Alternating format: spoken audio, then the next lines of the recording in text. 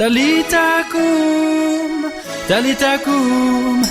Auditeurs, auditrices, chers amis de Radio Maria Côte d'Ivoire, nous vous saluons dans le précieux nom de notre Seigneur Jésus-Christ. Nous sommes à notre émission Talita Koum, une émission de témoignage des bienfaits de Dieu dans notre vie. Le thème de ce jour est des ténèbres à la lumière. Pour la conduire, je suis avec le père Jean-Marcel Yoboué et à la technique David Babivi. Moi, je suis Simone Kwame.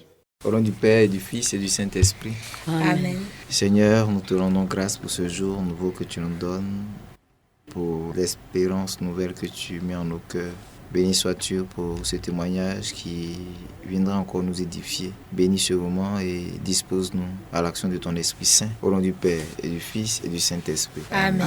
Dans notre pèlerinage terrestre, nous sommes très souvent confrontés à des difficultés de tout genre. Notre invitée d'aujourd'hui a connu beaucoup de difficultés, mais aujourd'hui, grâce à Dieu, elle s'en sort et elle peut témoigner pour la conversion de ses frères et sœurs. Nous allons la laisser se présenter elle-même et puis donner son témoignage. Mon nom c'est Conan Noël Constance Akissi, épouse Kwadio.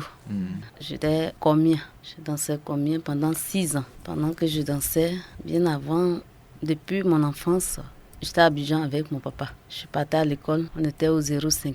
Et à 17h, chaque fois que je descendais, j'avais un monsieur qui venait me chercher. C'était un gendarme, il était bien clair, je ne le connaissais pas. Et à chaque fois, le bus qu'on prend était bourré. Quand on arrive à l'arrêt, il disparaît, je ne le vois plus. Et je me retrouve dans un autre quartier. Quand je suis assise avec mes parents, la voix me parle, lève-toi, on va partir. Je peux me lever, je fais 1 heure de temps bien avant que mes parents sachent que je viens de partir quelque part. Et comme mon papa avait écrit sur notre habit le nom et l'adresse, c'est par là que les gens arrivaient à retrouver mes parents. On était à Koumassi. Un jeudi, j'étais assise là et la voix m'a dit « Lève-toi, on va partir ». Je me suis levée, je suis allée à Tekoubé. J'étais dans le bus et arrivé là-bas, on m'a demandé. J'ai dit que je ne connaissais pas quelqu'un là-bas. Et il y avait 2 messieurs, il y avait un baoulé et un wobé. Le baoulé a dit « Bon, comme elle est baoulée, je vais l'emmener chez moi ». Le wobé dit non, que tu peux être baoulé, mais la maltraiter. Mais moi, je suis obé, je vais l'amener chez moi. Et ils m'ont amené au commissariat. Arrivé au commissariat, le obé m'a envoyé chez lui. Je suis allée là-bas 2 fois. Et il m'a demandé, j'ai commencé à expliquer là où on habitait et il m'a envoyé. La 2e fois, il a dit à mon papa que s'il ne m'a pas attrapé, que je reviens chez lui encore, faut plus, il va dire qu'il a un enfant dans Abidjan. C'est dans ça, mon papa m'a envoyé au village. J'étais au CE1. Quand on est arrivé au village, je partais à l'école. Maintenant, j'ai commencé à me promener. Des fois, même, je ne vais pas à l'école. J'ai fait à CE2. CM1, les maîtres même allaient à la maison pour me chercher. Parce qu'on disait que je connaissais papier. Je n'étudiais pas. Mais quand on dit composition, je suis admise. Les villageois ont commencé à se plaindre. Et les maîtres ont dit non. C'est parce qu'on connaît papier. Que ce n'est pas parce que c'est nous qui faisons combine. Et au CM1, mon maître de CM1, il est parti me supplier pour me demander pardon de venir à l'école. Je lui ai dit, monsieur, oui, j'ai compris. Après les balles de fin d'année, j'ai arrêté l'école, je ne suis plus partie. Il y a mon oncle qui m'a envoyé à Soubri. Je voyais les esprits. Je n'aimais pas aller quelque part avec quelqu'un. Et j'allais, quand je veux aller quelque part, je vais au beau milieu de la journée, à midi, comme il fait chaud. Quand je vais, je vois les choses. Et dans ma famille... Vous voyez quelque chose? Je voyais des esprits qui venaient, qui avaient des cheveux, qui étaient dans la brousse. Et dans ma famille, là où mon oncle a construit, il y avait des esprits d'eau. On dit l'eau est quittée à Demokro, qui est venu un coup comme ça, jaillit au beau milieu de la savane. Et cette eau-là, les parents ont adoré.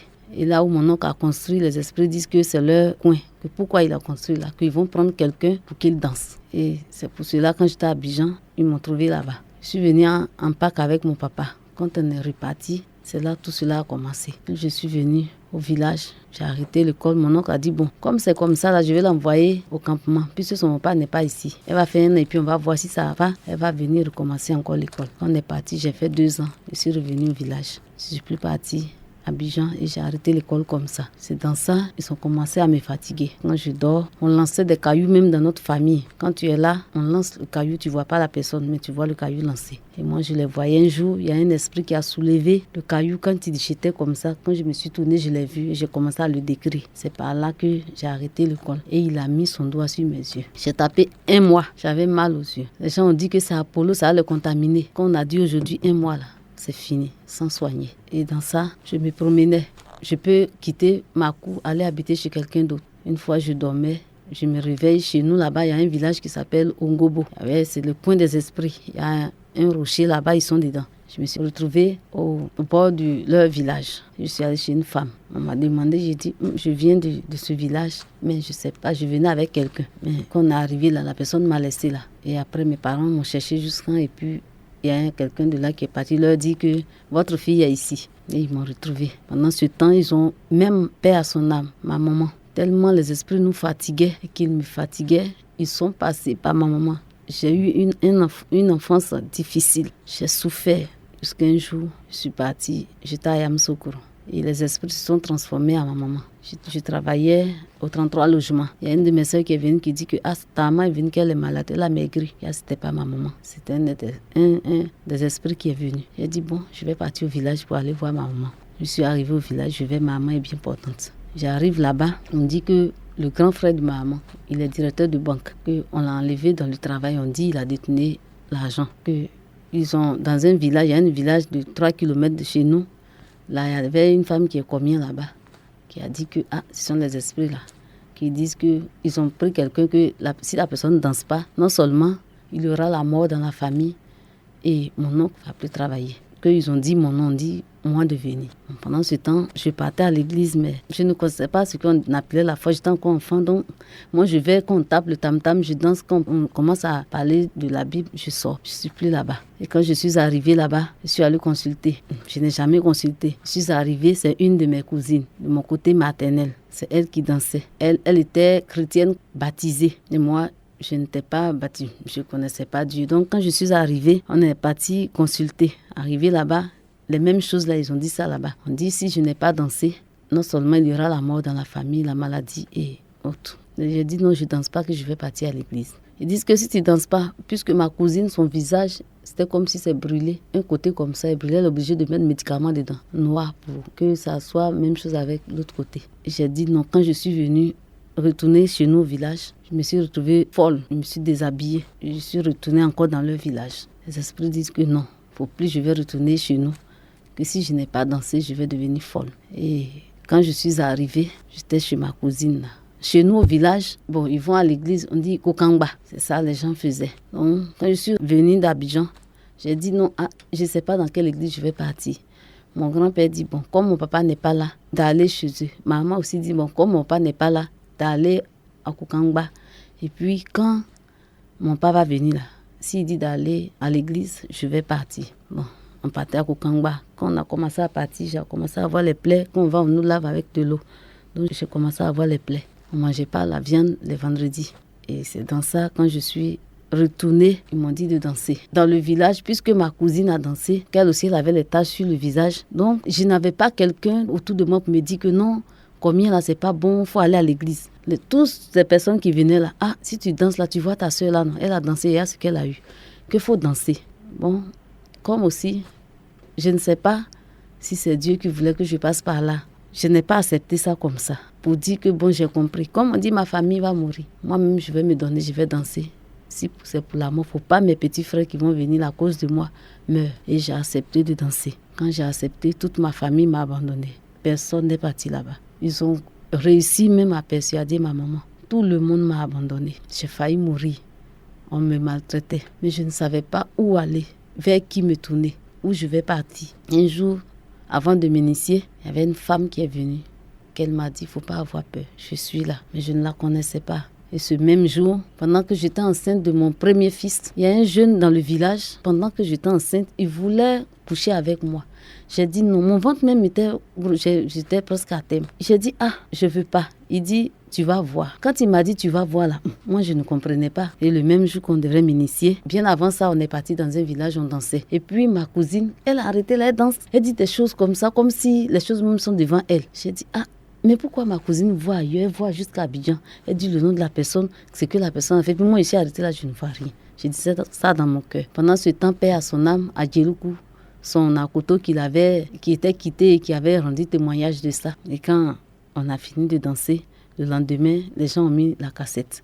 Il était en train de rendre des témoignages. Et j'ai dit que si jamais c'est quelqu'un qui parle au combien et qu'il parle dans l'assemblée là-bas, moi, je vais partir à l'église. Je ne vais plus danser. J'avais mes tantes qui étaient Sema. Elles disent que non, ça là, quand tu vas avoir l'argent là, tu ne vas pas. Il dit, tanti, laissez, elles ont commencé à m'insulter. Au lieu de me donner la force, au lieu de m'exhorter à me parler de Jésus, elles sont là en train toujours de me critiquer. Non, on est comme ça, le combien c'est comme ça. Tu vas avoir l'argent. Elles ont commencé à m'insulter. À chaque fois qu'elles me voient, elles m'insultent. Et le même jour où on devrait m'initier, là j'ai dit, là je dormais, j'étais au salon, j'étais couchée là, j'avais peur. J'ai dit, moi je n'ai jamais fait ça là aussi. J'ai fait comment, une femme est venue, elle m'a dit, elle a noué le pain comme ça, le pain blanc. Comme ça, elle m'a dit, n'aie pas peur, je suis là, je suis près de toi, je ne vais pas te laisser. Et il y a une camarade qui est venue chez nous, je partais l'accompagner. Il a plu ce jour-là. Dès qu'on a traversé, le bois là s'est déraciné en même temps et puis le bois est tombé. Ça a failli tuer la fille. Je n'ai rien compris. Quand elle est partie, je suis revenue à la maison. Donc, on m'a envoyé au bord où on verse les ordures, là, au fouet sous l'eau. Il y avait un arbre et puis on s'est assis là. Ce que le jeune m'a dit là, ça va se révéler maintenant. Comme il m'a dit, je vais voir là. Moi, je ne savais pas ce que j'allais voir. Et il me dit, quand on s'est assis, ils ont payé du vin. Moi, je ne bois pas, je ne bois pas. C'est sucrerie, je bois, ça me saoule. Mais comme c'est quelque chose d'initiation, je vais faire comment? Je devrais boire ça. Et ils ont pris la feuille de l'arbre, ils ont mis dedans. Ils ont pris le sable qui est là, ils ont mis dedans.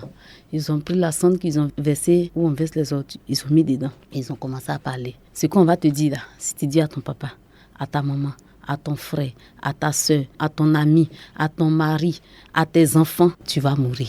Mon cœur a commencé à battre. J'ai voulu me lever. Mais il y a une voix qui m'a dit, si tu te lèves, ils vont te tuer. Ils vont dire que c'est les esprits qui t'ont tué. Retiens-toi. Et je me suis assise, j'étais assise là. Je me dis, bon, tu vois les combien qui sont arrêtés dans l'assemblée, ils disent que ça, c'est ça. C'est quelqu'un qui leur dit et qu'il parle. Oui, les esprits sont là. Quand ils viennent au début, là, ils sont là. Mais quand tu vas dans l'assemblée, tu danses là. Ils sont là. Maintenant, après, là, ils se retirent. Dans tout ce que tu vas dire là, c'est toi-même qui le dis. Tu apprends ça comme une leçon. Quand tu rentres, tout ce qu'on te dit là, on te dit, maintenant tu apprends.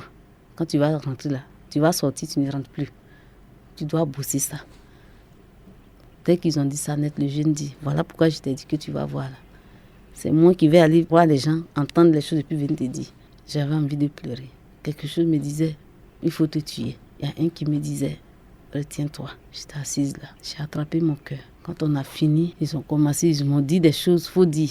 Et j'ai dit, quand je dansais, j'ai dit, à cause de moi, il y a les villages voisins qui venaient voir, venaient regarder combien. On dit, il y a une petite fille qui danse. À cause d'elle, les vieux là-bas, là, ils disent que c'est à cause de la petite fille que moi je vais là-bas.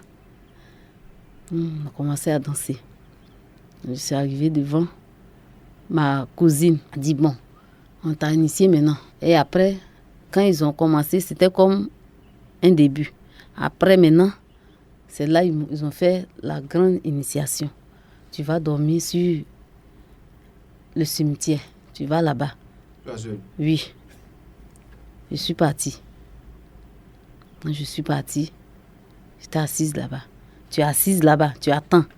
Puisqu'on dit, elle est rentrée là-bas où on ne sait pas si elle va sortir. Tu t'assois là-bas jusqu'à quand on dit minuit.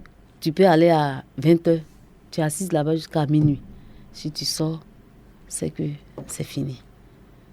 Et oui, maintenant quand tu viens, la nuit, c'est la nuit on fait ça. Après la nuit, quand vous avez fini le matin, on vient, on met l'argent en bas de 7 cuvettes. On met l'argent au milieu. Et il y a 6 ici, et puis il y a 1 au milieu.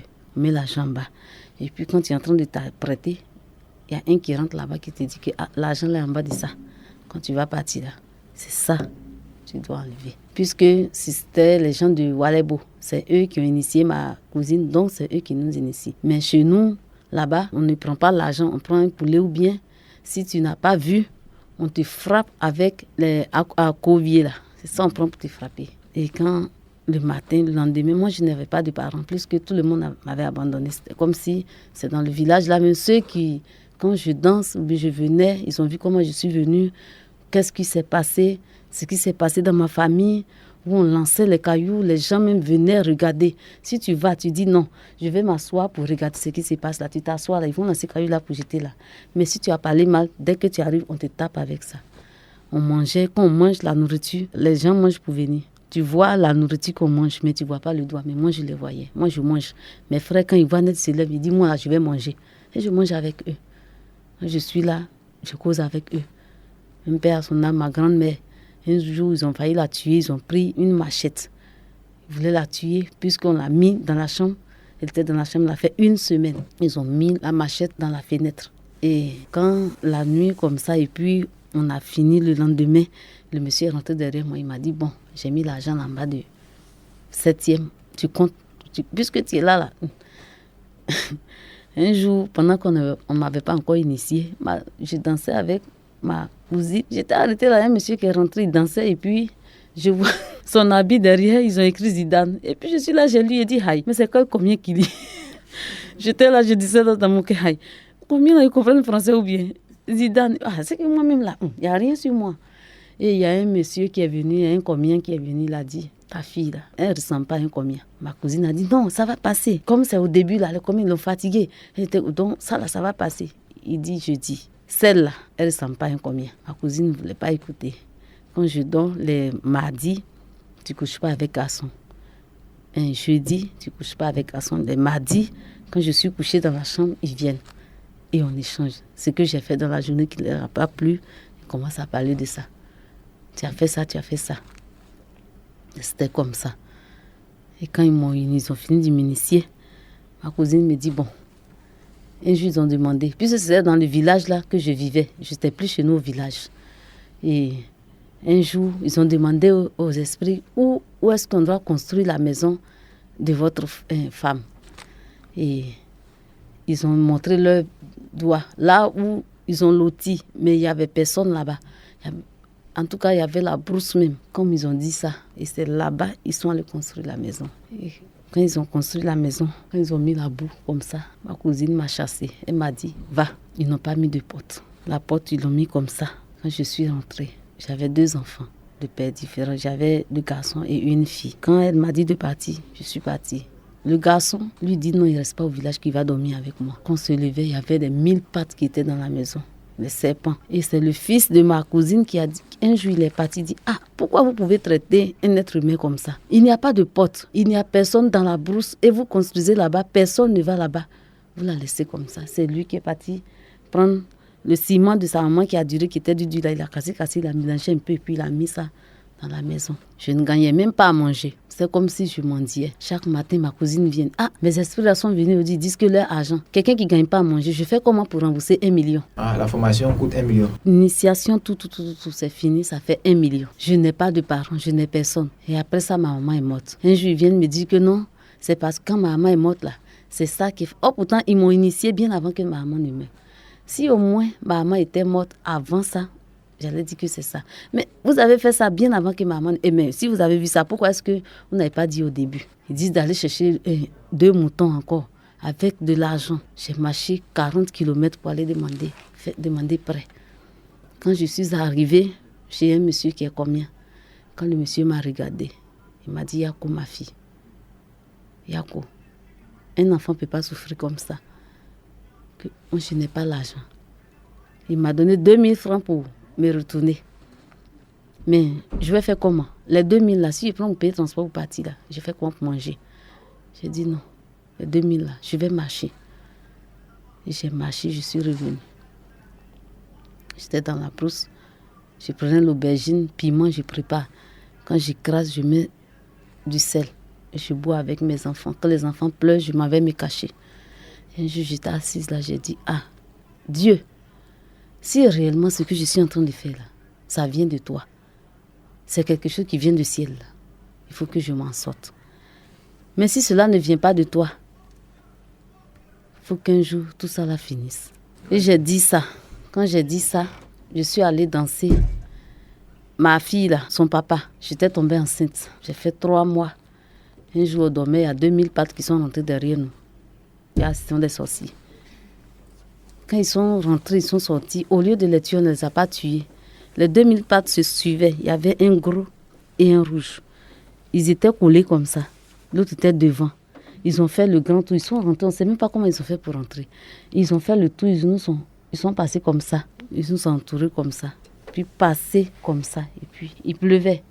Puis, quand j'ai vu, j'ai dit au gars que, regarde, quand il a soulevé, au lieu de tuer, il n'a pas tué. Puis, il a jeté.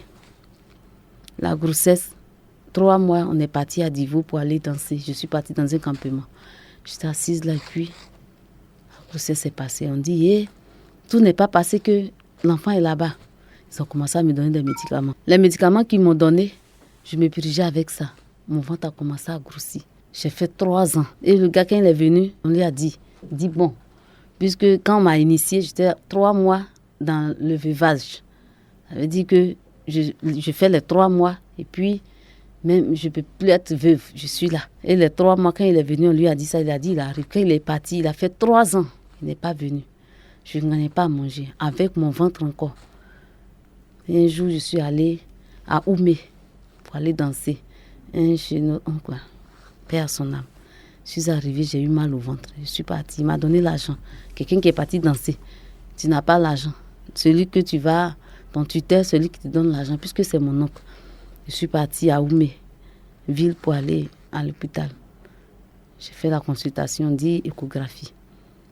Le docteur me dit, si on ne m'a pas opéré, enfant là, les 2 que j'ai fait là, je ne vais plus faire enfant. Je dis d'accord, je suis venue, j'ai commencé à pleurer. Qui était là? Vers qui je vais me tourner? Personne, parce que je n'avais personne. J'étais devenue une sorcière. Ma famille, j'étais devenue une sorcière, j'étais devenue un objet de moquerie. Si je suis arrêtée là, que ma famille vient, ils ne m'ont pas vu.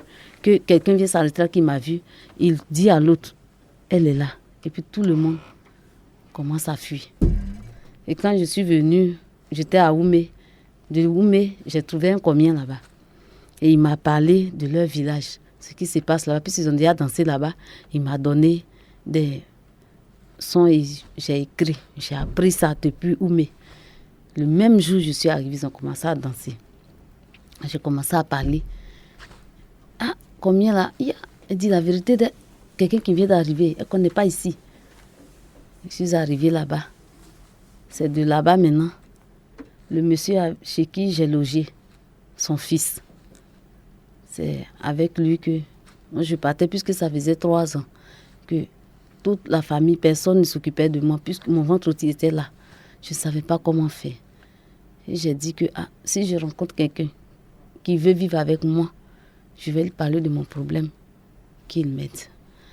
Et quand je suis arrivée, c'est là le jeune m'a vu.